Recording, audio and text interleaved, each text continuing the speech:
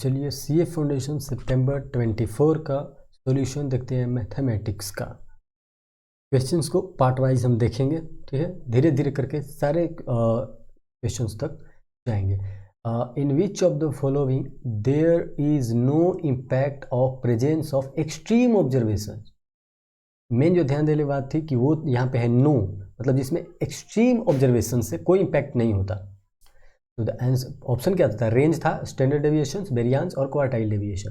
Answer is quartile deviation. इससे जो है आपको एक्सट्रीम ऑब्जर्वेशन से कोई फर्क नहीं पड़ता। अगला क्वेश्चन देखते हैं क्या है। If each observation of a set, मैं पढ़ रहा हूँ क्योंकि आपको क्लियर नहीं होगा, is divided by 10 then the standard deviation of the new observation is same, वही है 1/10 ही रह जाएगा। तो option number B 1/10 of standard deviation of original observation. अब यहाँ पे देखिए 1/100 था, एक 100 टाइम्स है और ये 10 टाइम्स है। 10 टाइम्स वाला या 100 वाला नहीं होगा, 1/10 of standard deviation of original observation B. Next question देखिए, if the mean and median of a moderately asymmetrical series are 17.8, 68.6 and are respectively, then the most probable mode is symmetrical का ही पूछ रहा था। तो जो जब आप इसमें फॉर्मूला लगाएंगे तो आपका जो आंसर आएगा दैट वुड बी योर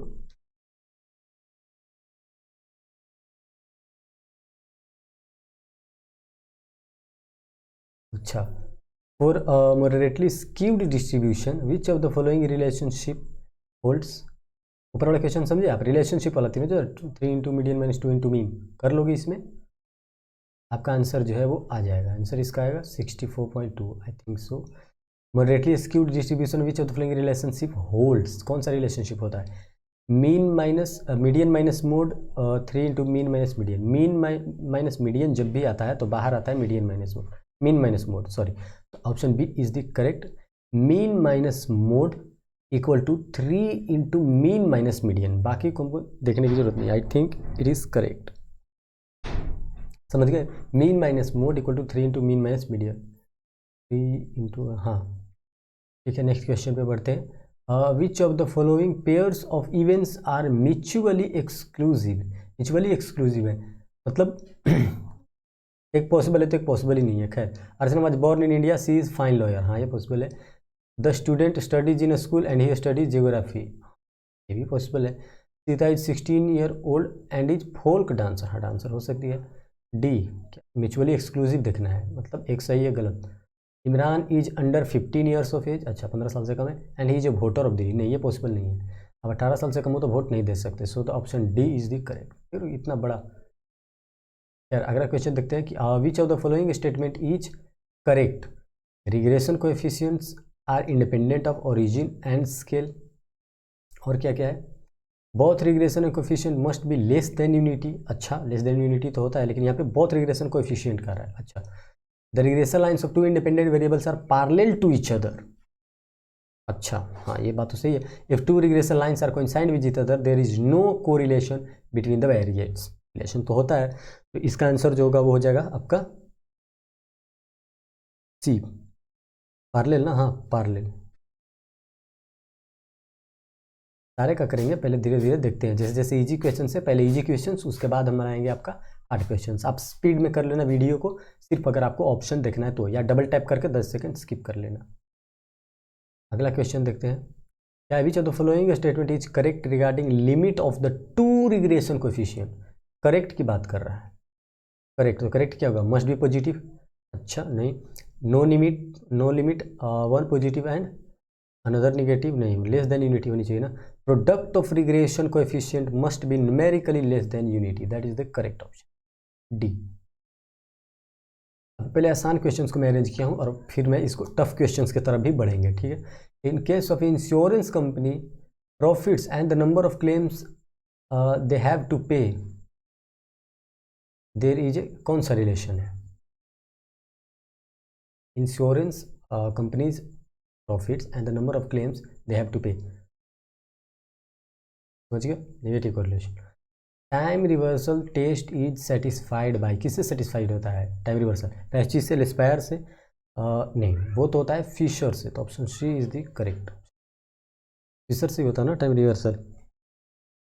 एक सेकेंड, हाँ। अगला है वैल्यू इंडेक्स।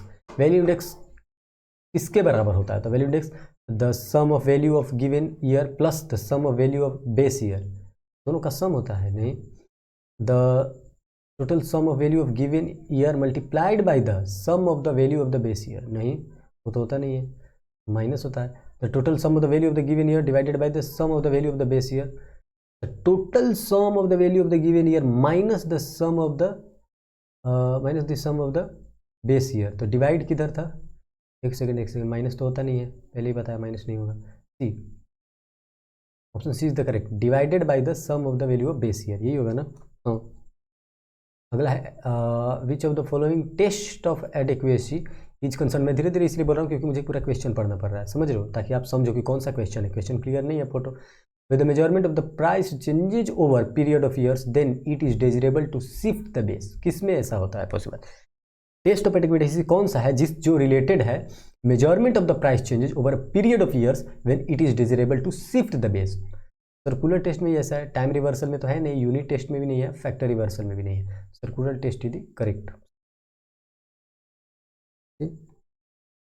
अब ये देखो, the sum required to earn a monthly interest of 1200 at 18% per annum simple interest. थोड़ा सा आसान क्वेश्चन पहले लिया हूँ।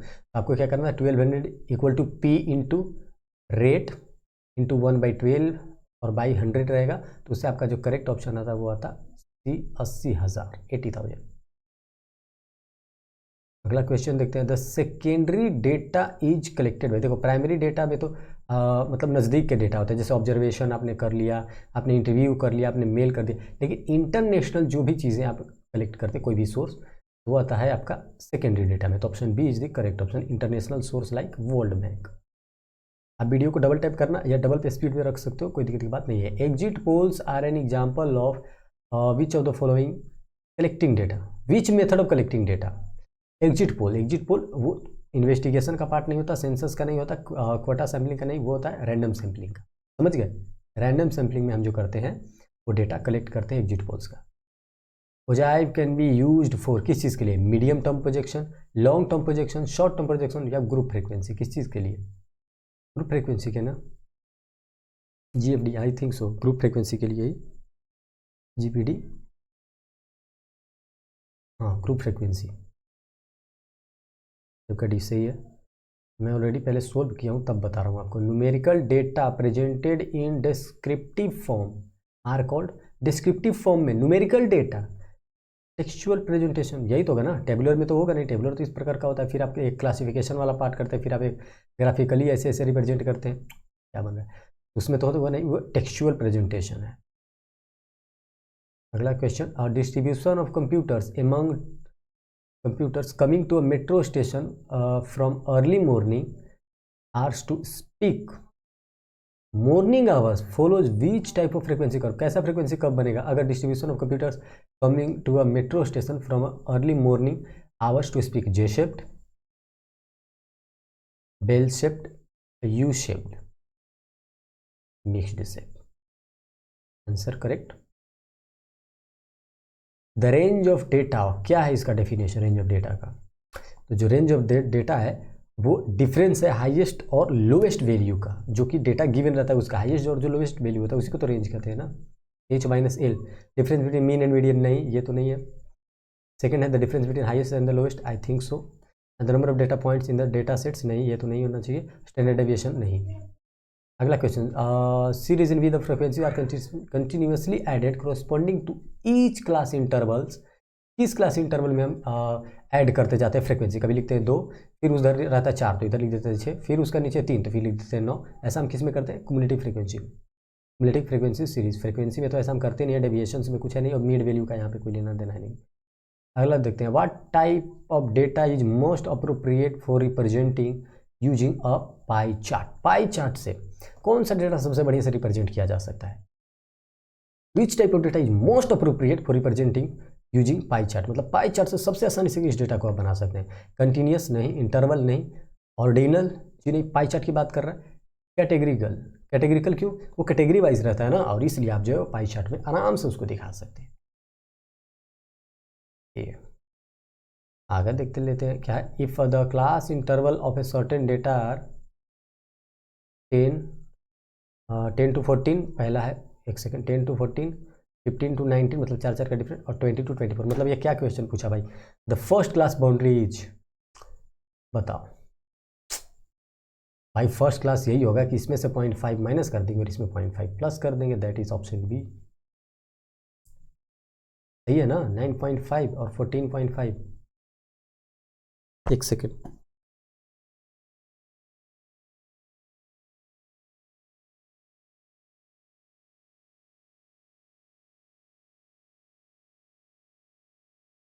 आई think so that is correct.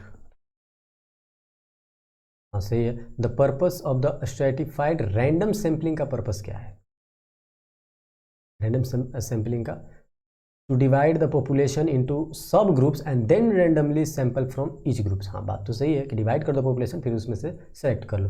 खैर आगे पढ़ लेते हैं। To ensure that every individual in the population has an equal chance of being selection. अच्छा ये तो नहीं है। रैंडम स्ट्रेटिफाइड रैंडम सैम्पलिंग की बात कर रहा है। देखो तीनों पढ़ो, स्ट्रेटिफाइड रैंडम सैम्पलिंग, सिर्फ सैम्पलिंग और रैंडम सैम्पलिंग नहीं। To select individual based on their availability and conveniences नहीं। To select a fixed percentage of the population without any specific criteria, ये भी सही नहीं है। तो और सही कौन सा था आपका? यही सही था मेरे ख्याल से। हाँ, to divide the population into sub groups and then randomly sample from each sub group. Okay, तो अभी सब इजी क्वेश्चन हम ले लिए हैं, आप देख लिए होंगे। पता नहीं कितना है, 15, 16, 17। तो मैं आपको बता दूं कि मैं 4 पार्ट में इस वीडियोस को, मतलब पूरे मैथ्स के सोल्यूशन को डालूंगा 4 पार्ट में। ठीक है, 4 पार्ट्स में मैं वीडियो को डालूंगा, और ये चारों पार्ट्स के बाद आपका जो है पार्ट 2 आएगा, मतलब पार्ट 2 कर रहा हूँ, इस वीडियो के बाद जो है वो पार्ट 2 आएगा, आज ही आएगा, मतलब तुरंत ही, जिसमें मैं बाकी सॉल्यूशंस करूँगा। मेन दिक्कत क्या था एक साथ अभी नहीं करने का, मैं सॉल्यूशन तो बना लिया उन लोग का, इन लोग में तो मैं मटेरियल खोला और मैं श्योर हो गया कि हाँ जो भी मैं बता रहा हूँ वो सही बता रहा हूँ। एक आध दो मिस्टेक्स होते हैं, मैं मानता हूँ, लेकिन मैं सही कर रहा हूँ, इतना तो मुझे पता है।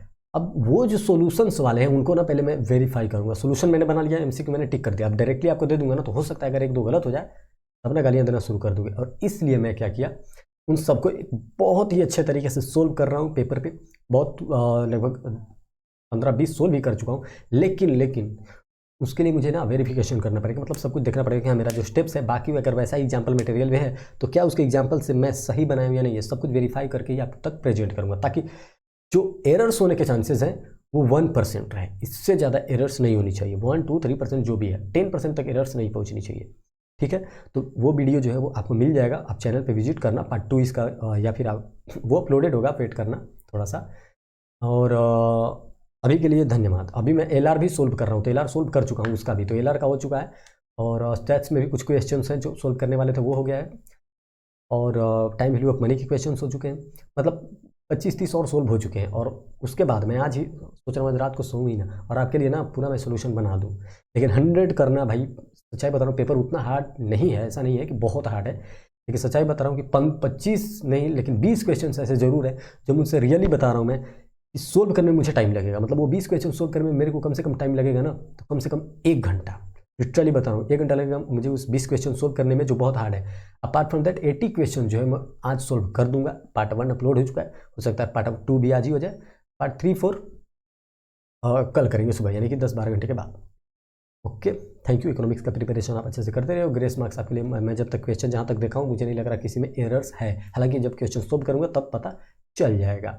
उसके बाद हम ये देखेंगे कि हाँ जो एरर्स है वो सही में वैसा एरर है जिस पे ग्रेस मिल सकता है या नहीं, या ऐसे ही रैंडम एरर है। मतलब एरर्स ऐसे होते हैं कि जो आप देख कर जाने कि अरे यार ये तो एरर माइनर एरर है, इससे ऑप्शन को कोई लेना देना नहीं है, तो उसके लिए आपको ग्रेस नहीं दिया जाता।